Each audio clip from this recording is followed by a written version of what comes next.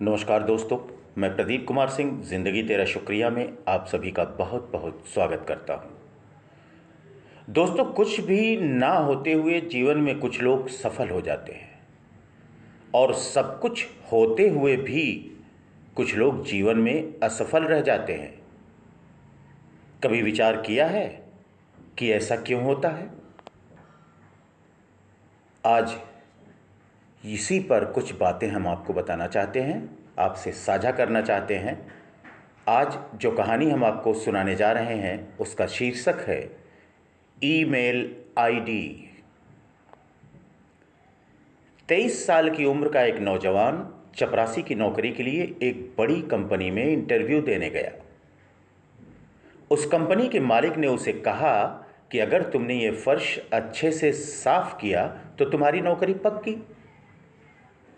बस फिर क्या था, लड़के ने फर्श को एकदम से चमका दिया, जिसे देखते ही मालिक ने कहा, तुम्हारी नौकरी पक्की, तुम कल से काम पर आ जाना। और कहा कि अपनी एक फ़ोटो, पहचान पत्र और ईमेल आईडी दे दे।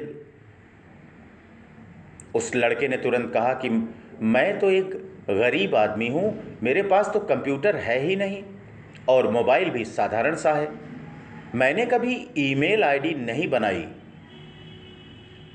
बॉस ने तुरंत कहा, अरे हमारी कंपनी बहुत बड़ी है, हमें हर काम करने वाले व्यक्ति की ईमेल आईडी चाहिए होती है और ये अनिवार्य है। आज के युग में अगर तुम्हारी ईमेल आईडी नहीं है तो तुम्हारा कोई अस्तित्व तो नहीं है, हम तुम्हें इस नौकरी पर नहीं रख सकते। वह लड़का बहुत निराश हुआ और वहां से चल दिया, जैसे उसके स्वाभिमान को किसी ने छू लिया। उसकी जेब में केवल 500 रुपये थे। उसने फैसला किया कि वह सब्जी बेचकर थोड़े पैसे कमा ही लेगा।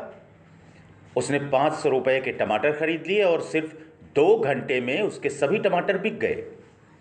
उसने फिर से 500 रुपये के टमाटर खरीदे और उसकी मेहनत से वे भी बिक गए। इस तरह उसने दिन में 3 बार 500 रुपये के टमाटर खरीदे और सारे टमाटर बिक गए। दिन के अंत में उसे उसकी उम्मीद से काफ़ी अधिक मुनाफा हुआ। घर आकर उस व्यक्ति ने सोचा कि अगर मैं इसी तरह सब्जी बेचता रहूं तो काफ़ी मुनाफा कमा लूँगा। उसने 6 महीने तक यही काम किया और जब उसके पास काफ़ी रुपए इकट्ठा हो गए तो उसने सब्जी की एक रेहड़ी खरीद ली। अब उसका काम बहुत अच्छा चलने लगा। बहुत जल्द उसने ट्रक से सब्जी बेचना शुरू कर दी और देखते ही देखते उसकी मेहनत और जोश से उसने सब्जी बेचने का थोक में काम शुरू कर दिया। अब हर दिन वह 10 से 15 ट्रकों में सब्जी बाहर भेजने लगा, जिसके लिए उसने कुछ व्यक्तियों को काम पर भी रख लिया। कुछ ही सालों में उस आदमी ने खाद्य खुदरा बिक्री में बड़ा नाम कमा लिया। एक दिन उसने सोचा, क्यों न मैं अपना जीवन बीमा करवा लूं। इसके लिए उसने एक बीमा करने वाले एजेंट को घर पर बुलाया। जब बीमा करने वाला व्यक्ति बीमा पॉलिसी के कागजात तैयार कर रहा था, तब उसने उससे पूछा कि आपका ईमेल आईडी क्या है। उसने कहा, मेरी ईमेल आईडी नहीं है। इंश्योरेंस ब्रोकर ने बड़ी हैरानी से पूछा कि आपका इतना बड़ा व्यापार है लेकिन आपका ईमेल आईडी नहीं है, ऐसा कैसे हो सकता है? आगे उस ब्रोकर ने कहा, आपको पता है, अगर आपका ईमेल होता तो आप आज कहां से कहां होते? वह व्यक्ति थोड़ी खामोशी के बाद बोला, अगर मेरा ईमेल आईडी होता तो आज मैं एक बड़ी कंपनी में एक चपरासी होता और फर्श धो रहा होता।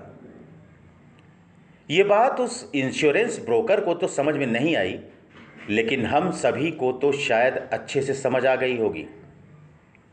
अगर आज हमारे साथ कुछ अच्छा नहीं हो रहा है तो हम निराश और हताश हो जाते हैं।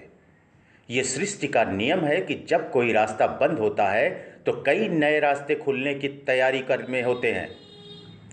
बस ज़रूरत होती है उस पल धैर्य की और अपनी नज़रों को बंद दरवाज़ों से हटाकर नए रास्तों की ओर देखने की। यह संसार संभावनाओं का संसार है।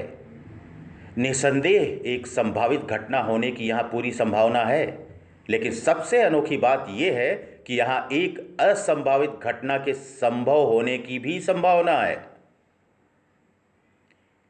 तो मुझे लगता है दोस्तों, आपको मेरी इस कहानी से जो बातें मैंने शुरुआत में आपसे पूछी थी वो समझ में आई होंगी। आपको उत्तर भी मिल गया होगा इस प्रश्न का।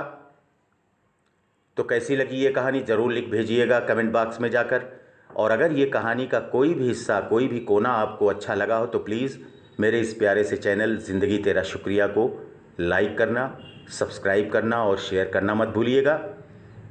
हमेशा आप सभी मुझ पर और मेरे इस प्यारे से चैनल ज़िंदगी तेरा शुक्रिया 7 को अपना प्यार और अपना आशीर्वाद इसी तरह से देते रहिएगा। आप सभी अपना और अपने परिवार के प्रत्येक सदस्य का बहुत बहुत ख्याल रखिएगा। आप सभी का बहुत बहुत शुक्रिया, बहुत बहुत धन्यवाद।